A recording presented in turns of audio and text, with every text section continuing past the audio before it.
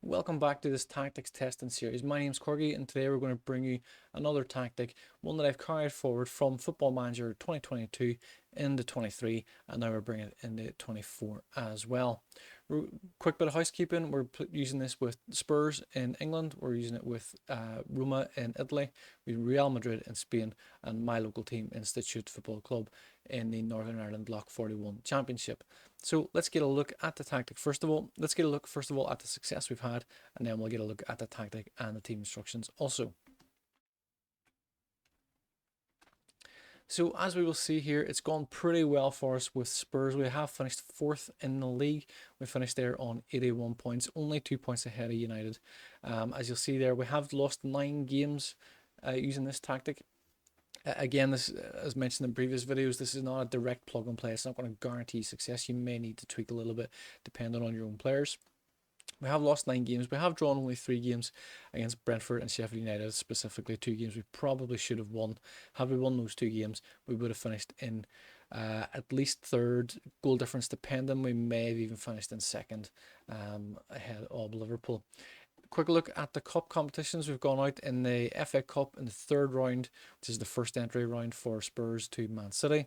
We've gone out in the Carabao Cup in the quarterfinals, also to Man City as well. Man City, of course, did beat us in the league as well in these 9 defeats. A few other games we're looking at there: Nottingham Forest, maybe Aston Villa, Burnley, Nottingham Forest again, maybe even Chelsea. We probably could have, maybe should have won some of those games, which would have seen us finish obviously a little bit higher in the league. Man City have run away with it. They're full 13 points ahead of Liverpool, so they've won the league with 4 games to spare.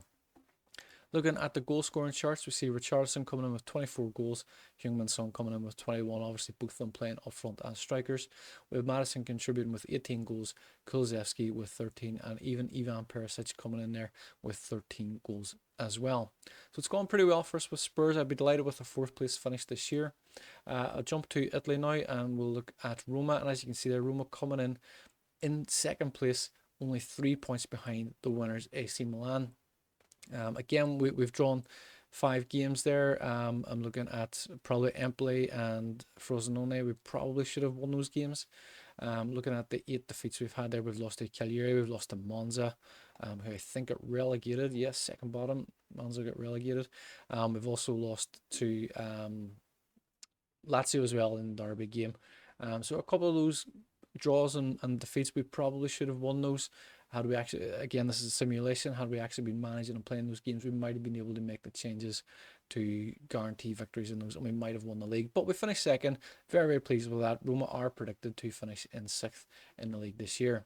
In the Europa League, we've gone out in the quarter-final to Liverpool, and in the Coppa Italia, we've got to the final where we've lost 3-2 to Atalanta. And if we have a quick look at the game there, you can see really by the first half, kind of the start of the second half, it really was all over. Hadeber, the Kettler, can never pronounce that, and Scamacca all scoring in the first half. Belotti pulling back a penalty in the first half stoppage time, scoring a couple of minutes into the second half. And that's really how it finished. We did pick up a number of yellow cards there, but we just couldn't find a way to get around Atalanta and get that equaliser. So it's gone very well for us with Roma. Let's have a look at Institute. And as you'll see there, it's gone pretty well for them as well. We've got the quarterfinals of the Northwest Senior Cup. We've gone out by Coleraine. The Bet McLean Cup, we've gone out in the quarterfinal to Dergview. And in the Northern Irish Cup, we've gone out in the first round to Linfield. Coleraine and Linfield, both Premiership sides. So not really surprising that we've lost to them. The Bet McLean Cup, maybe a little bit disappointing because Dergview are in our own league.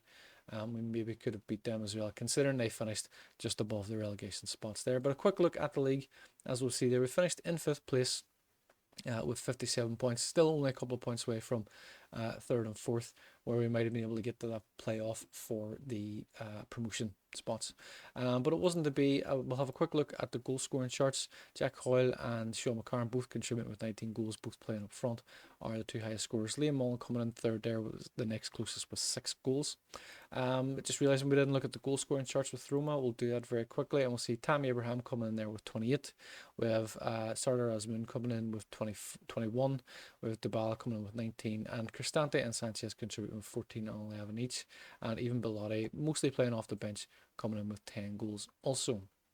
So we'll look at Real Madrid, see how we get on, and as you see, it's gone very, very well with Real Madrid. Similar to the previous tactic, we have won a treble. We'll get a quick look at the Spanish Super Cup first. As you can see in the final there, we've beat Atletico Madrid 5-0, an incredible victory. Alvaro Morata got sent off in the 22nd minute. May have been a contributing factor. They're minus a striker, but they did have Griezmann and Joao Felix in there, as well as Thomas Lemar, who's a very good attack player, and Memphis Depay coming off the bench also. So they may have had a chance, but I think maybe after that sending off has probably changed the complexion of the game. Diaz, Rodrigo, Vinny Jr., Militao and Bellingham all contributing the goals. In the Spanish Cup, we've also gone on to win that, where we've beat Athletic Bilbao 4-1 in the final. Quick look at that, as we'll see there. Alaba scoring a penalty, Valverde, Rodriguez and Camavinga all contributing as well. Absolutely delighted with the 2 cup wins, but more so is the league win. As you can see there, we've won the league 95 points. We are a full 18 points ahead of Barcelona, finishing on 77 points. Again, we did lose 5 games. We lost to Las Palmas, Real Betis, Real Sociedad, all games we probably should have won. Barcelona and Atletico Madrid beating us also. We did draw only 2 games against Sevilla and Girona. Again, probably should have beat them. Looking at the table, we can see that they are quite far down here.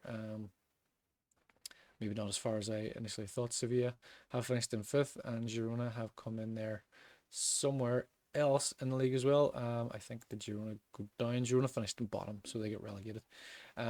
So it's gone very, very well with us for Real Madrid as well. Again, goal scoring charts: Rodrigo with 34, Vinny Jr. contributing with 29, Alvaro Leyva, who is out on loan, so he shouldn't have been in there.